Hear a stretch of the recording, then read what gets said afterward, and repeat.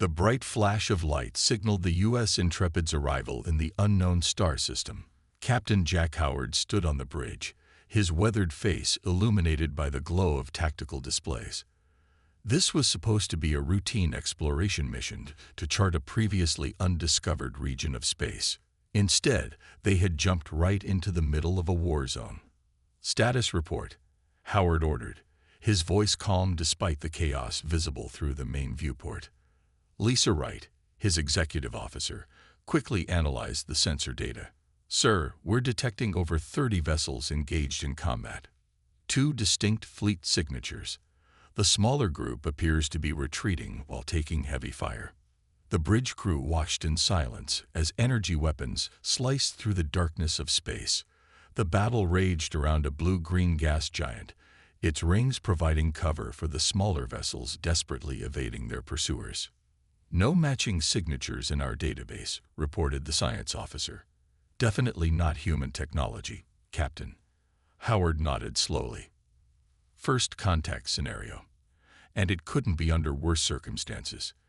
The Intrepid had made history as the first human vessel equipped with the experimental Alcubierre drive, capable of genuine faster-than-light travel. 6 months into their mission, they had discovered several habitable worlds, but no signs of intelligent alien life. Until now. "The smaller fleet is hailing us," said Communications Officer Powell, surprise evident in his voice. "They're broadcasting on multiple frequencies. Wait, their computer is adapting to our systems." Howard straightened his uniform. On screen. The view screen flickered to life, revealing a being that resembled an upright feline with iridescent scales instead of fur. Its large eyes widened at the sight of the humans. "Unknown vessel," the alien said, its words translated through a rudimentary algorithm. "You have entered Coalition space during a Krell attack. Retreat immediately for your safety." Howard stepped forward. "I am Captain Jack Howard of United Earth Vessel Intrepid. We mean no harm and did not intend to enter a conflict zone."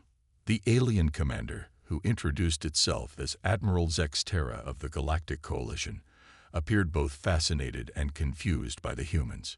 "Your vessel's design is primitive, yet you arrived through fold space. This is contradictory." Before Howard could respond, the ship rocked violently. "Proximity blast," Wright called out.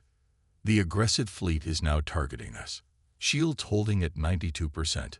A new transmission cut through, this one showing a reptilian being with armored plating along its jaw. Unidentified vessel. You have interfered in Krell Dominion business. Surrender or be destroyed along with the Coalition vermin." Howard's expression hardened. Tactical assessment. Wright reviewed the sensor data grimly. The Coalition fleet is down to 12 ships against 23 Krell vessels. Their technology appears superior to the Coalition's. At current combat rates, the Coalition will be completely destroyed within 20 minutes. Howard faced a critical decision. First contact protocols were clear. Observe, do not interfere with alien conflicts, and preserve human safety above all. But watching a genocide in progress went against everything he believed in. "Sir," Wright said quietly, "we're not equipped for this kind of engagement." The captain studied the tactical display, noting how the Coalition ships fought with coordination despite being outgunned. They were protecting a civilian transport trying to escape the battle zone. "All hands to battle stations," Howard ordered. "Charge all weapons systems. Move to intercept the lead Krell vessels." The bridge crew exchanged nervous glances. "Sir," Wright said, "this goes against first contact protocols." Howard nodded soberly. "Sometimes doing what's right means breaking the rules, XO." He turned to face the view screen where Admiral Zex Terra waited anxiously. "Admiral, the U.S. Intrepid stands ready to assist. Get your civilian ships to safety. We'll show these Krell what humans can do." The alien's expression was unreadable, but its voice carried unmistakable gratitude. "Your assistance is unexpected. The Coalition will remember this." As the Intrepid moved into position, Howard knew humanity's first steps into the galactic community would be defined by what happened in the next few minutes. All weapons systems ready, reported the tactical officer. Awaiting your command. Let's show them how Earth fights, Howard said, his eyes fixed on the approaching Krell warships. Fire. The U.S. Intrepid surged forward, engines flaring as it positioned itself between the retreating coalition vessels and the advancing Krell fleet. Captain Howard's decision had been made. Humanity's first interstellar conflict had begun. Target lead Krell vessel, all conventional weapons, Howard ordered. Let's see how they handle some old-fashioned human ingenuity. The Intrepid's railguns fired in rapid succession, launching hypervelocity projectiles that streaked across space. To everyone's surprise, the kinetic rounds passed straight through the Krell energy shields and tore into their hull plating. Direct hits, exclaimed Frank Delgado at Tactical. Their shields didn't stop our projectiles at all. On the view screen, Admiral Zexterra's expression showed confusion. Your weapons, they'd bypass shield harmonics completely. How is this possible? Looks like their shields are calibrated for energy weapons, not physical projectiles, Sam Miller explained from engineering. Our primitive technology might be our advantage. The Krell responded immediately, redirecting their attack toward the human vessel. Energy beams lanced through space, striking the Intrepid's shields with devastating force. Shields holding at 74%, Wright reported. But they won't last long under concentrated fire. Howard nodded. Miller, bring the experimental shield modulation online. Sir, that system hasn't been fully tested, Miller protested. No time like the present, Howard replied with grim determination. As 3 Krell destroyers surrounded the Intrepid, Miller activated the ship's unique defense system. The shields began to pulse and shift in seemingly random patterns. The Krell weapons are becoming less effective, Wright observed as the next volley struck. Their targeting systems can't predict our shield frequencies. Olivia Nichols worked frantically at the science station. Captain, I've been analyzing their communications. I think I can establish a more direct link with the coalition ships. Do it, Howard ordered. We need to coordinate if we're going to survive this. The battle intensified as the Krell commander recognized the threat the human ship presented. More vessels broke from the main fleet to engage the Intrepid. Coalition vessels regrouping, Wright reported. They're forming a defensive perimeter around their civilian transport. A massive Krell battleship moved into position, its weapon ports glowing ominously. The bridge crew tensed as the enemy commander appeared again on screen. Unknown species, the Krell commander hissed. Your primitive vessel delays the inevitable. Surrender now and your species will be permitted to serve the Dominion. Howard stood tall. This is Captain Howard of Earth. We don't take kindly to bullies, no matter what galaxy they're from. With a gesture, he cut the transmission. Nichols, are you connected to the coalition fleet? Yes, sir, she replied. Basic translation protocols established. Good. Tell them to follow our lead. Howard turned to Tactical. Delgado, target the battleship's propulsion systems with everything we've got. Miller, prepare for emergency maneuvers. The Intrepid suddenly accelerated, executing a tight turn that would have crushed the crew without their inertial dampeners. The move surprised the Krell vessels, which couldn't match the human ship's agility. Fire, Howard commanded. The Intrepid unleashed its full arsenal, rail guns and missile systems operating in perfect synchronization. The barrage overwhelmed the massive battleship's defenses, tearing through its engine section. Coalition ships are following our attack pattern, Wright reported with surprise. They're targeting the weakened areas we created. The disabled Krell battleship drifted, venting atmosphere and debris. The remaining Krell vessels hesitated, clearly reassessing their strategy against this unexpected threat. Admiral Zexterra's face appeared on screen. Captain Howard, your tactics are unlike anything we have witnessed. The Krell are regrouping. This gives us time to evacuate our damaged vessels. Howard nodded. We'll cover your retreat, Admiral. But this fight isn't over yet. As if responding to his words, the remaining Krell ships began to form a new attack formation. Here they come again, Wright warned. And they look angry. Howard's expression remained resolute. Good. Let's show them what happens when you pick a fight with humans. The Krell fleet regrouped with mechanical precision, their formation shifting to surround the Intrepid. Captain Howard studied the tactical display, recognizing the danger but also spotting an opportunity. They're adapting to our weapons, Delgado reported, reinforcing their hulls with some kind of reactive armor. Howard nodded. So they learn quickly. Good to know. He turned to his science officer. Nichols, what have you learned about their technology? Olivia Nichols looked up from her station. Their ships use a crystalline power core, Captain. Highly efficient but potentially unstable under the right conditions. A small smile formed on Howard's face. And those conditions would be. Specific harmonic vibrations could disrupt their power regulation, she replied. Similar to how an opera singer can shatter glass with the right frequency. Howard turned to his communications officer. Powell, open a channel to the Coalition flagship. Admiral Zexterra appeared on screen, looking both impressed and confused by the human vessel's continued survival. Admiral, Howard began, we need information about Krell power systems. My science officer has a theory about their vulnerabilities. The Admiral's expression shifted to one of surprise. Your species has identified in minutes what took our scientists years to discover. Yes, their crystalline cores are vulnerable, but we lack the means to exploit this weakness effectively. We don't, Howard said confidently, but we'll need your fleet to create a diversion. As Howard outlined his plan, Grace Martinez worked quietly at her station controlling the ship's AI systems. Captain, she interrupted, RTMIS has completed its analysis of Krell combat patterns. They operate with a hive mind approach. All ships follow commands from their flagship with minimal individual initiative. This information changed everything. Howard quickly revised his strategy.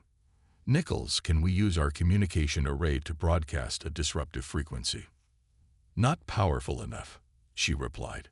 We'd need to be practically on top of their flagship. Miller spoke up from engineering.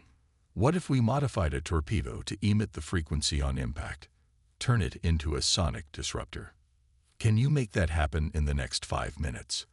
Howard asked. Miller grinned. Give me 3. The Krell launched their coordinated attack, energy weapons blazing across space. The Intrepid shuddered under the assault. Shields at 51% and falling, Wright reported. We can't take much more of this. Howard remained calm. Delgado, prepare to target their flagship.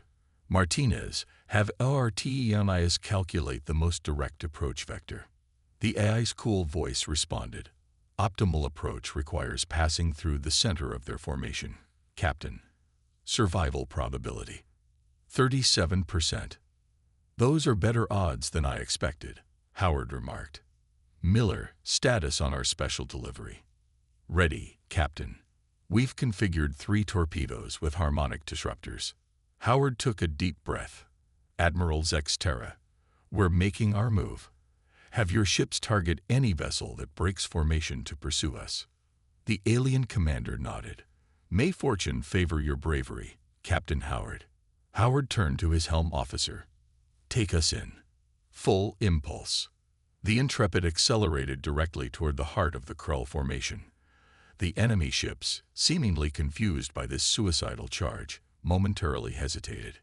They're targeting all weapons on us, Wright warned. Evasive pattern Delta, Howard ordered calmly. Delgado, deploy countermeasures. The Intrepid weaved through enemy fire, releasing clouds of metallic chaff that confused Krell targeting systems. Coalition ships seized the opportunity to strike at distracted Krell vessels. Approaching optimal launch position, RTMIS announced. Fire disruptor torpedoes, Howard commanded. 3 modified torpedoes streaked toward the Krell flagship. 2 were destroyed by point defense systems, but the 3rd struck its target. For a moment, nothing happened. Then the massive vessel began to pulsate with strange light. The harmonic disruption is cascading through their power grid, Nichols reported excitedly. It's working. The Krell flagship's lights flickered and died. Throughout the enemy fleet, vessels suddenly became erratic in their movements, some drifting powerless in space. Their command network is down, Martins confirmed. Each ship is operating independently now. Howard allowed himself a small smile. Now's our chance. All weapons, target their main propulsion systems. Let's cut off their retreat. As the Intrepid pressed its advantage, Admiral Zexterra's voice came through filled with astonishment. In all my cycles, I have never witnessed such effective tactics against the Dominion. Who are you humans? Howard's reply was simple. Just folks who don't like bullies. Admiral. Now let's finish this. The battle had shifted dramatically in the Coalition's favor. With the Krell command network disrupted, their once coordinated fleet now fought as individual ships, making them vulnerable to the combined attacks of the Intrepid and Coalition forces. Krell vessels are beginning to retreat, Wright announced, unable to hide the note of triumph in her voice. Howard nodded but kept his expression serious. Don't celebrate yet. They'll regroup and adapt. The Krell strike me as the persistent type. The bridge crew worked efficiently, targeting damaged enemy ships and creating escape corridors for the remaining Coalition vessels. Dr. Elena Vasquez had set up an emergency medical channel, advising Coalition medics on treating their wounded. Captain, Powell called from communications, I'm picking up unusual transmissions between the Krell ships. RTMIS is translating, but there's something odd about their language patterns. Martins moved to assist. They're using some kind of encoded battle language. Wait. Her eyes widened. They're calling us Death Worlders. They seem genuinely afraid of the Intrepid. Admiral Zexterra's face appeared on screen. Captain Howard, your assistance has been invaluable. The civilian transports have reached safety. The Admiral hesitated. But our long-range sensors detect Krell reinforcements approaching. You should withdraw while you can. Howard studied the tactical display. How long until they arrive? Less than 20 of your minutes, the Admiral replied. Sir, Wright interjected, the Intrepid has sustained significant damage. Shields are at 30%, and we've lost one of our port railgun batteries. Howard weighed his options. They could retreat now, having already stretched first contact protocols beyond recognition. Or they could stay and fight alongside their new allies. Admiral, what exactly is on those civilian transports that the Krell want so badly? Howard asked. Zexterra's expression became grave. Refugees from worlds the Dominion has conquered, along with our scientists and their families. The Krell do not permit technological advancement among species they deem inferior. Before Howard could respond, Miller's voice came through from engineering, tinged with urgency. Captain, I've been analyzing the Krell weapons signatures. Their reinforcements will likely have countermeasures for our tactics. Recommendations? Howard asked. We need something they won't expect, Miller replied. Something crazy enough that it isn't in their tactical database. Nichols spoke up from the science station. The gas giant's atmosphere. Its upper layers contain metallic hydrogen under extreme pressure. If we could somehow weaponize that. Howard turned to his helm officer. How close can you get us to the gas giant's atmosphere without being pulled in? Close enough to make everyone uncomfortable, sir. That'll do. Set course. Howard opened a channel to the Coalition flagship. Admiral, have your remaining combat vessels follow us. The rest should retreat to safety. The next minutes were tense as the Intrepid positioned itself perilously close to the massive gas giant. The ship vibrated under the strain of the tremendous gravitational forces. Krell reinforcements dropping out of faster-than-light travel, Wright reported. 15 vessels, including what appears to be a dreadnought-class ship. The massive Krell vessel dwarfed even their previous flagship. Its weapon systems began charging immediately upon arrival. They're targeting both us and the Coalition ships, Delgado warned. Energy readings off the charts. Howard remained calm. Miller, is your slingshot ready? Yes, sir. But I should warn you. This is more theoretical than tested. Story of our mission, Howard replied. Helm, execute the maneuver on my mark. The Intrepid's engines strained as the ship dove closer to the gas giant, followed by the remaining coalition vessels. The Krell fleet pursued, their superior weapons beginning to hammer away at the retreating ships. "Now," Howard commanded. The Intrepid suddenly cut its main engines and fired its maneuvering thrusters at full power, using the gas giant's gravity well to accelerate in a tight arc.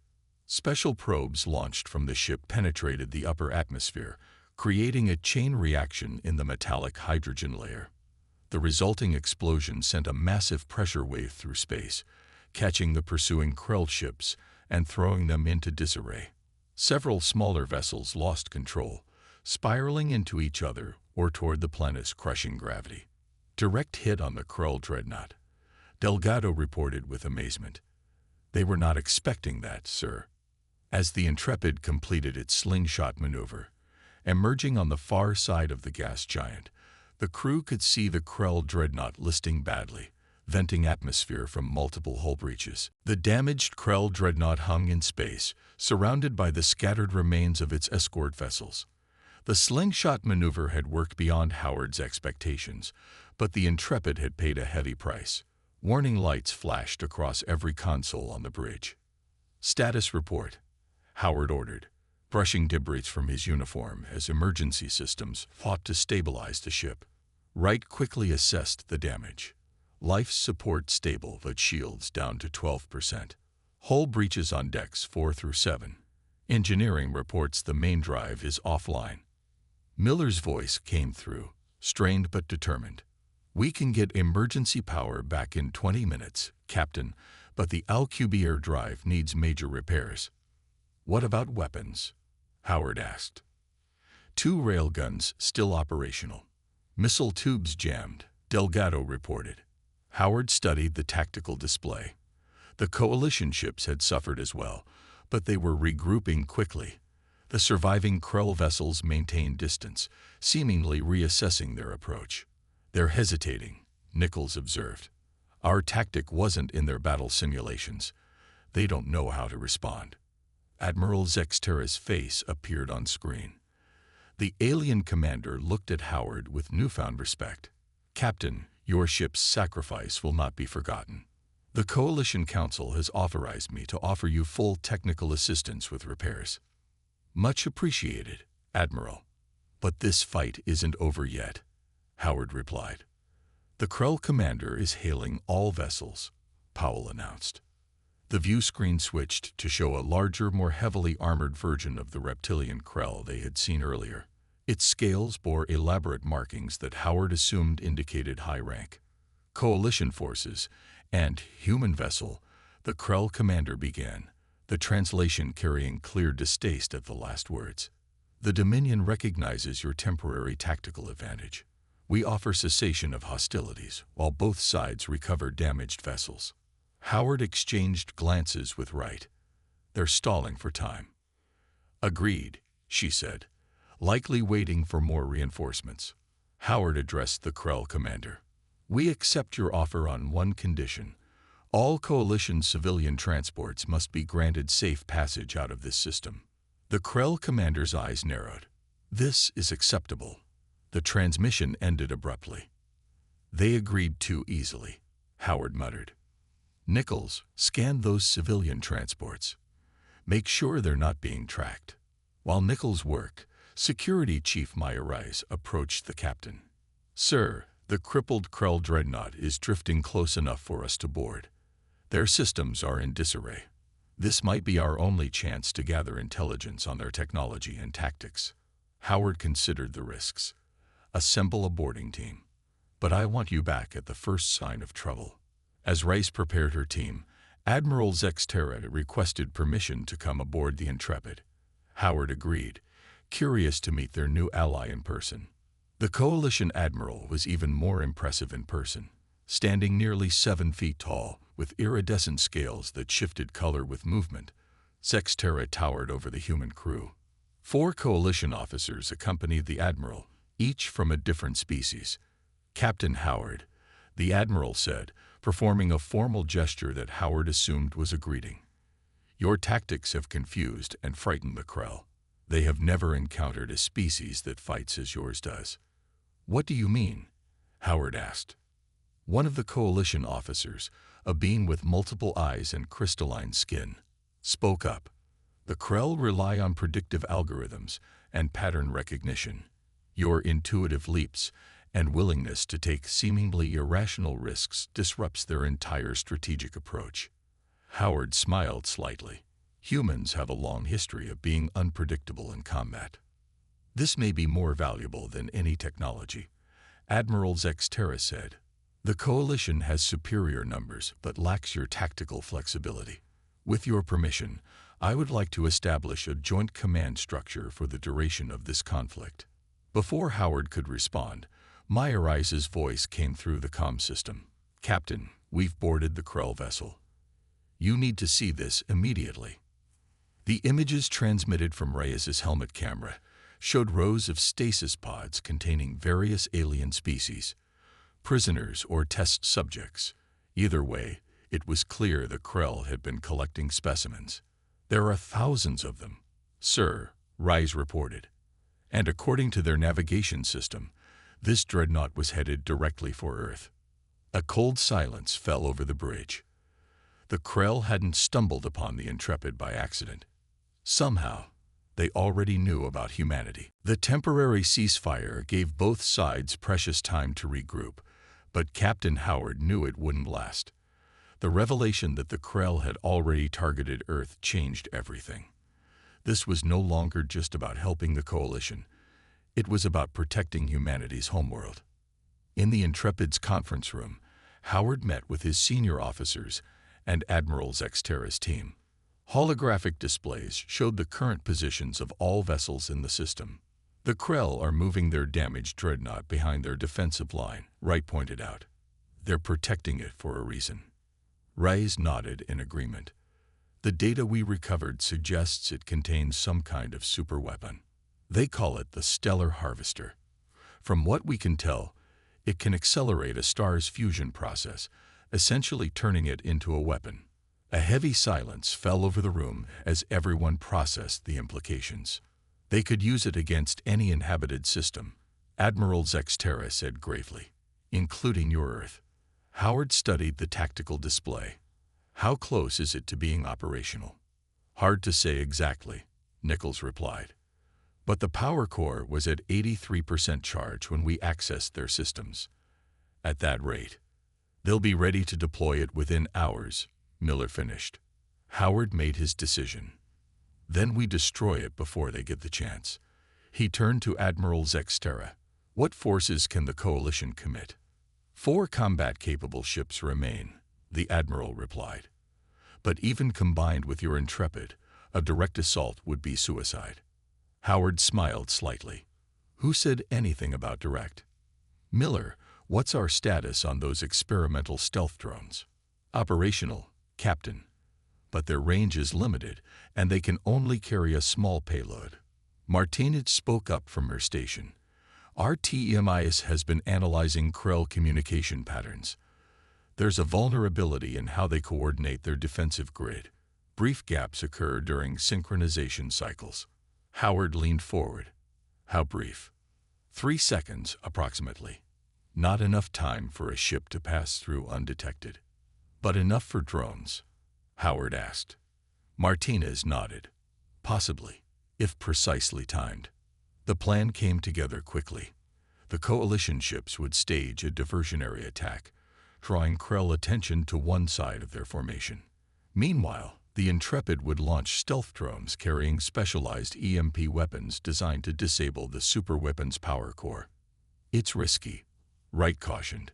We'll have to get dangerously close to launch the drones within their effective range.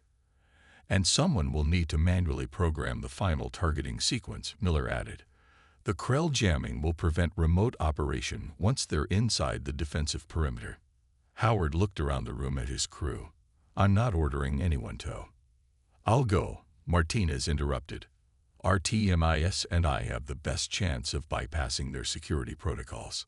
Preparations moved swiftly. As Miller and Martinez modified the stealth drones, Coalition engineers helped repair the Intrepid's damaged systems. The ceasefire would end in less than an hour. Howard found Martinez in the launch bay, making final adjustments to the lead drone. "You understand this is likely a one-way trip," he said quietly. She nodded without looking up from her work. "Someone has to make sure these drones reach their target. Besides, RTMIS calculated the odds. There's a 12% chance of success without manual guidance. With it, 67%. Those still aren't great odds." Martinez finally looked up. "Better than Earth's odds if that weapon becomes operational, sir." Howard couldn't argue with that. "Good luck, Lieutenant." When the ceasefire ended, the Krell immediately began moving their forces toward the Coalition's position. They clearly intended to finish what they'd started. "All stations, battle readiness," Howard ordered. "Coalition forces are in position. Begin our approach." The Intrepid moved steadily toward the Krell formation, appearing to join the main Coalition attack. At the last moment, it veered away, accelerating toward the gap that would briefly appear in the Krell defenses. 30 seconds to synchronization window, Wright announced. Krell vessels quickly adjusted, moving to intercept the human ship. "They've spotted us," Delgado warned. "Weapons locking on." "Evasive maneuvers," Howard ordered. "All power to forward shields." The Intrepid shuddered under enemy fire as it raced toward its position. Coalition ships engaged the pursuing Krell vessels, buying precious seconds. "Launch window in 5, 4, 3. Wright counted down. "Launch drones now," Howard commanded. The battle raged across the star system as the Intrepid and Coalition vessels fought desperately to keep the Krell forces occupied. Captain Howard watched the tactical display intently, searching for any sign that Martinez's mission had succeeded. "We've lost contact with the drones," Powell reported grimly. "Krell jamming field is complete." Howard nodded. They had expected this. "Keep fighting. Martinez needs more time." The Intrepid spun on its axis, bringing its remaining railguns to bear on an approaching Krell cruiser. The kinetic rounds tore through the enemy vessel's weakened shields, sending it drifting out of formation. "Coalition vessels are taking heavy damage," Wright warned. "They can't hold much longer." Inside the massive Krell dreadnought, Martinez guided her drone through narrow maintenance shafts, avoiding patrols of reptilian soldiers. RTMIs constantly recalculated their route as they approached the central power core. "Security protocols changing," the AI reported. "They suspect intrusion." Martinez worked quickly, connecting her equipment to an access terminal. "We only need 3 minutes to upload the shutdown sequence." On the bridge of the Intrepid, disaster struck. A direct hit from a Krell heavy weapon overloaded the shield generators, sending cascading failures throughout the ship. "Main power failing," Miller reported from engineering. Switching to emergency systems, Howard gripped his chair as the lighting dimmed. "Status of the Coalition fleet." "2 ships destroyed, others retreating," Delgado answered. "We're on our own, Captain." The Krell commander appeared on screen, its reptilian features arranged in what might have been satisfaction. "Your resistance ends now, human. Surrender your vessel." Howard ignored the demand. "Nichols, any sign of activity from the dreadnought?" Before she could answer, the tactical display lit up with new energy readings from the massive Krell vessel. Its weapon systems were powering up. "They're activating the stellar harvester," Wright said, her voice tight. "Martinez must have failed." Howard refused to believe it. All remaining power to engines. Set collision course with the dreadnought. His crew stared at him in shock. "Sir," Wright questioned, "if that weapon fires, Earth and countless other worlds die." Howard said firmly, "We stop it, whatever the cost." The damaged Intrepid lurched forward, accelerating toward the Krell dreadnought. Enemy vessels moved to intercept but couldn't reposition quickly enough. Inside the dreadnought, Martinez had reached the central power core. Krell security forces had discovered her presence, and blaster fire echoed through the chamber. "Upload at 89%, RTMIS reported. Krell security protocols attempting to block access." Martinez worked frantically, fingers flying across her equipment. "Not today," she muttered. "Come on." On the Intrepid's bridge, Howard watched as the massive dreadnought grew larger on the view screen. "Time to impact." 40 seconds, the helm officer reported. Suddenly, the energy readings from the dreadnought fluctuated wildly. "Captain," Nichols called out, "the dreadnought's power core is destabilizing." A brilliant flash erupted from within the massive vessel, followed by secondary explosions along its length. Systems began shutting down across the Krell flagship. "She did it," Howard said softly. "Martinez did it." The communication system crackled to life.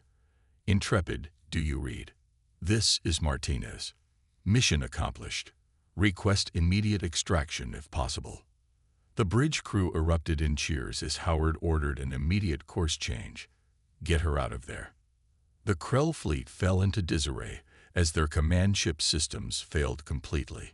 Without centralized control, individual commanders began to retreat, abandoning the battlefield. Admiral Zexterra's remaining vessels regrouped around the Intrepid as it maneuvered to retrieve Martinez's escape pod. "The Krell are withdrawing from the system," Wright confirmed. "Victory is ours, Captain." Days later, the repaired Intrepid prepared to depart. The Coalition had provided materials and technical assistance beyond anything humans had previously imagined possible. On the observation deck, Howard and Admiral Zexterra watched as Coalition engineers installed a new communication array on the Intrepid. "This will allow you to contact Earth," the Admiral explained, "and to call for Coalition assistance if needed." Howard nodded gratefully. "The Krell know about Earth now. We need to prepare." "The Coalition Council has voted unanimously to extend protected status to your world," Zexterra said. "When you return home, tell your leaders they have powerful allies." 6 months after the Intrepid's return to Earth, humanity's relationship with the galaxy had transformed completely. Captain Jack Howard stood in the newly constructed Orbital Defense Command Center, watching as ships from a dozen Coalition species moved through Earth's space lanes. The massive viewscreen showed construction of the first human-designed interstellar battleship, the U.S. Dauntless. Unlike the exploratory Intrepid, this vessel had been built specifically for combat, incorporating both human innovation and Coalition technology. "Impressive, isn't she?" Admiral Chen said, joining Howard at the viewport. "Your mission report changed everything, Jack." The Security Council fast-tracked the entire defense program. Howard nodded. "Any word from our deep space monitoring stations?" "Nothing concrete," Chen replied. "But Coalition intelligence suggests the Krell are building up forces along their borders. They're preparing for something big." Howard had expected as much. The Krell weren't the type to accept defeat gracefully. Earth had been working around the clock to prepare for the inevitable confrontation. Lisa Wright entered the command center, now wearing the insignia of a captain. After the Intrepid's return, she had been given command of her own vessel. "The Coalition ambassadors are ready for the demonstration," she announced. Howard followed Wright and Chen to the testing range where Earth's newest weapon system awaited unveiling. The Thunderbolt defense grid combined human ballistic technology with Coalition energy systems in ways neither civilization had previously imagined. Admiral Zexterra greeted them warmly. The Coalition commander had become Earth's strongest advocate in galactic politics. "My friends," the Admiral said, scales shimmering with excitement, "the Coalition Council has reviewed your defense proposals. They've unanimously approved joint fleet operations." This was the news they had been waiting for. With joint operations approved, human tactical officers would be assigned to Coalition vessels, while Coalition engineers would help upgrade Earth's defensive capabilities. "The Krell won't know what hit them," Howard said with satisfaction. The demonstration proceeded flawlessly. The Thunderbolt system destroyed test targets with a precision that impressed even the most skeptical Coalition representatives. As the delegation returned to the command center, an urgent message came through from one of the outer system monitoring posts. "Multiple unidentified vessels just dropped out of faster-than-light travel near Jupiter," the officer reported. Configuration matches Krell scout ships. The room fell silent. Everyone had expected an eventual Krell response, but not this soon. They're not attacking, the officer continued. They appear to be observing only. Howard exchanged glances with Zexterra. They're assessing our defenses. Preparing for invasion, the Admiral agreed. Chen moved to the tactical station. Should we engage? Howard considered the options. No, let them look. In fact, let's give them something to see. He turned to the communications officer. Contact the Dauntless. Tell them to conduct a full weapons test. Make sure our visitors get a good view. The partially completed Dauntless moved into position, its advanced weapons systems powering up. Though not fully operational, the demonstration would be more than adequate to send a message. The Krell ships are changing position, the tactical officer reported. They're moving closer to observe. Howard smiled. Perfect. The Dauntless fired its main weapons array, the energy beams visibly more powerful than anything the Intrepid had possessed.